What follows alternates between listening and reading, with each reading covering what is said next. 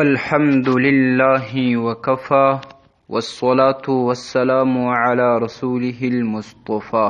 قدرمند ورونو یو ورور پوښتنه کړې ده چې د سهار د لمانځه د قضایي راګرځولو دپاره کوم وخت مستحب دی او ښه دی چې په هغه کې موږ د سهار قضایي راوګرځوو. محترم وروره، ستاسې په جواب کې به ووایم چې د سهار د لمانځه قضایي د هغې ورځې د څاښت پر مهال باندې یا مثال د لمر راختلو وروسته چې 10 منټه 15 منټه یا 20 منټه تیر سي، د دې وخت څخه به شروع په کوي. هغه د سهار د لمانځه قضایي به راګرځوي.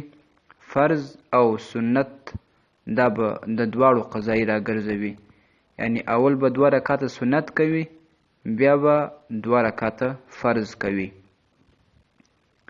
او که چیرته دغه وخت هم ځینې تیر سو، دا وخت یې هم د دې لمانځه قضا راونه ګرځول، نو بیا که د سهار لمانځه قضایي ماپښین راوړل، نو ماپښین بیا د سنتو قضایي یې نسته، صرف هغه 2 رکعته فرض به راګرځوي.